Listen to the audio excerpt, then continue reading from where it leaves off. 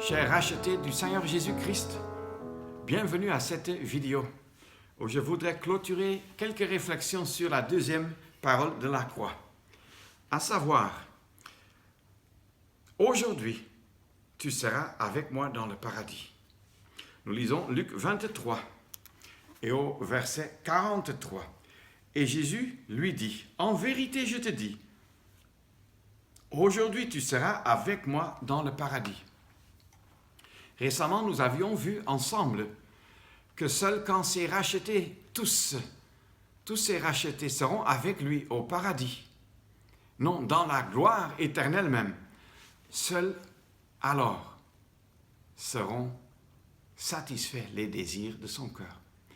Il est vrai qu'actuellement, si un croyant décède, il entre au paradis. Et c'est déjà une joie et pour lui et pour son Sauveur et Seigneur. Mais les désirs intenses et vifs de notre Seigneur Jésus-Christ seront satisfaits quand il aura tous ces rachetés avec lui dans la gloire éternelle, qui n'est pas le paradis, mais pour nous la maison du Père. Il verra du fruit du travail de son âme, dit Ésaïe 53, et sera satisfait. Et je voudrais encore une dernière fois, mais avec un peu plus de détails, tourner avec vous vers ce verset en Luc 23, pour encore en voir quelques éléments. En particulier ceci, « En vérité, je te dis, en vérité. » Pourquoi est-ce que le Seigneur Jésus ajoute cela? Parce qu'en fait, tout ce qu'il dit est vrai. Pourtant, il y a un point important. En vérité reflète la plus grande certitude imaginable. On pourrait aussi traduire avec « absolument sûr ». Ceci est sûr.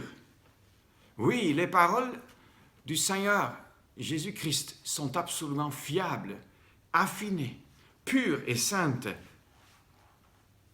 Personne ne peut et ne doit en douter. Alors, ce n'est pas seulement vrai pour les paroles du Seigneur Jésus à la croix, mais pour chaque parole qu'il a dite, telle que la parole de Dieu nous en témoigne.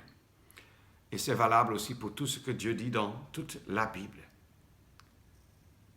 Alors, la plus grande certitude est encore offerte aujourd'hui à chacun qui se repent. Alors, nous arrivons à une deuxième expression ici. En vérité, je te dis, et je voudrais parler d'abord du paradis. Le paradis, ça vient d'une expression perse, dans la langue qui aujourd'hui est appelée farsi, dans le pays de l'Iran, autrefois appelé perse. Et de cette langue, le mot est arrivé aussi en grec. Mais en perse, cela veut dire jardin de joie, de satisfaction. Un parc de satisfaction. D'ailleurs, le jardin d'Éden, dans la Bible, en langue hébreu, n'est jamais appelé le paradis. Beaucoup de chrétiens sont habitués à parler du paradis en Genèse 1 et suivant, mais la Bible ne le dit pas. Le paradis est une indication exceptionnelle et unique pour le lieu où les croyants partent quand ils décèdent, quand le monde dit qu'il est mort. Le corps du croyant est alors enterré, mais sa personnalité, c'est-à-dire son esprit et son âme, partent au paradis, jusqu'à ce que le Seigneur Jésus revienne du ciel, ressuscite les croyants et les ramène dans la gloire, esprit, âme et corps. Et les croyants qui seront alors vivants sur la terre, ils n'ont pas besoin d'être ressuscités, mais plutôt changés. Dans 1 Corinthiens 15, qu'un Thessaloniciens 4, à partir du verset 13, nous en parle.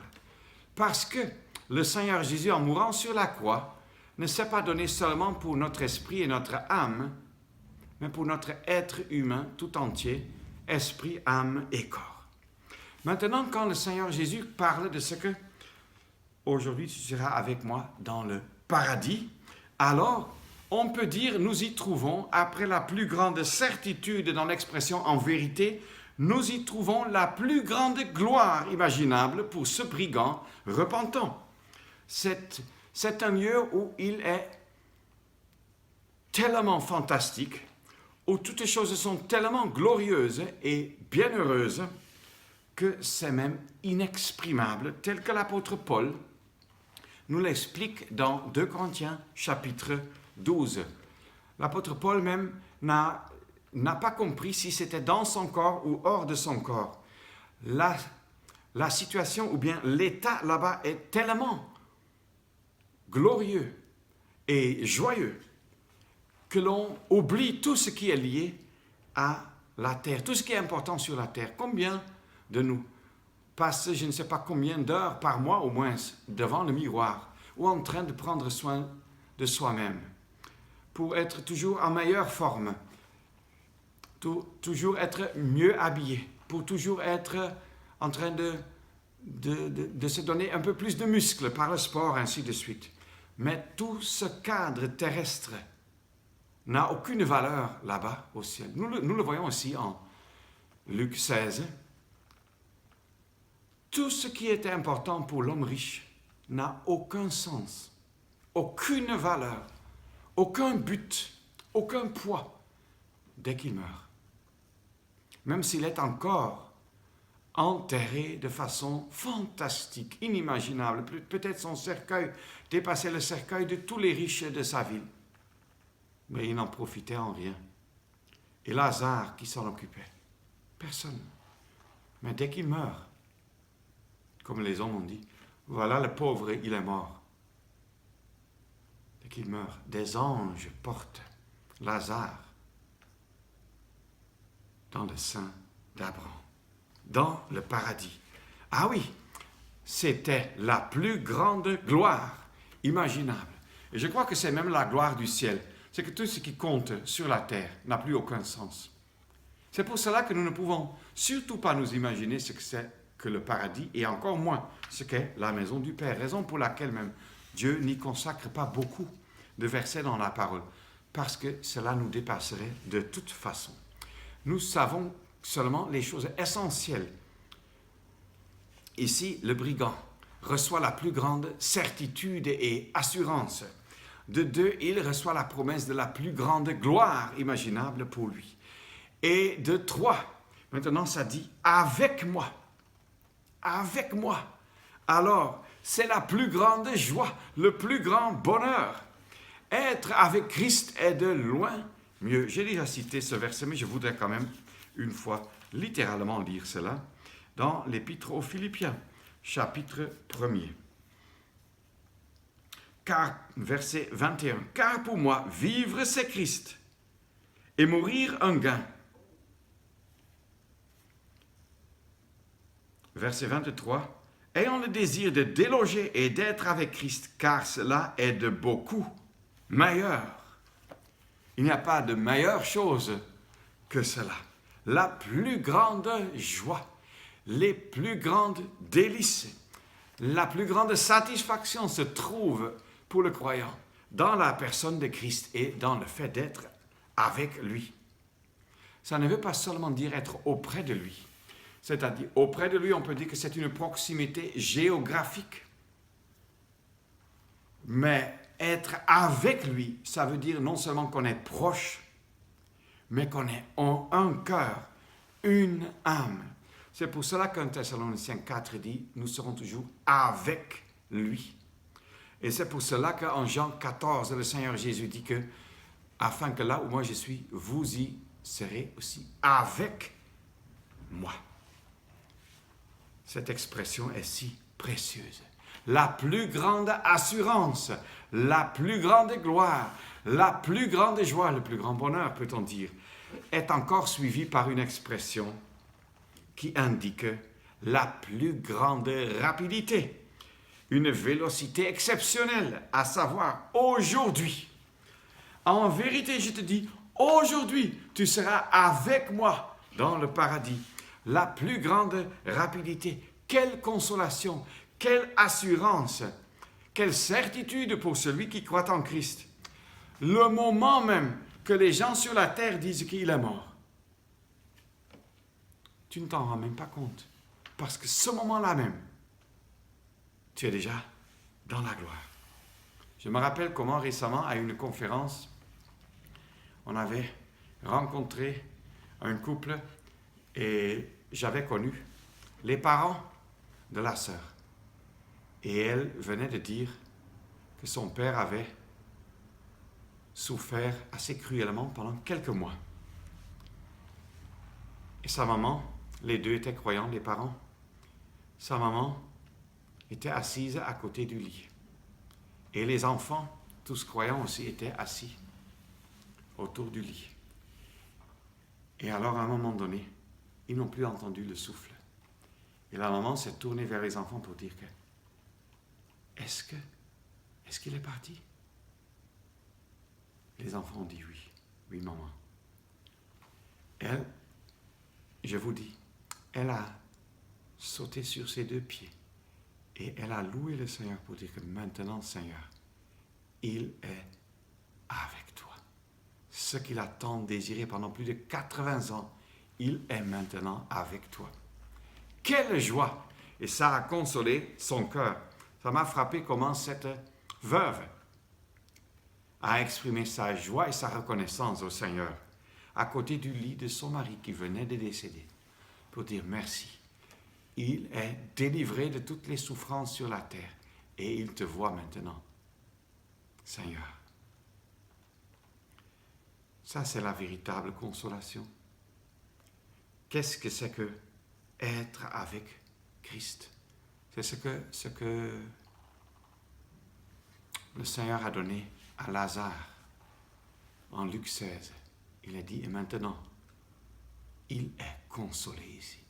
La consolation au paradis n'est pas que constamment le Seigneur Jésus se tient à côté des croyants pour essuyer leurs larmes, mais c'est qu'il les remplit de lui-même pour que leur cœur ne puisse même plus s'occuper des choses qui sont derrière sur la terre.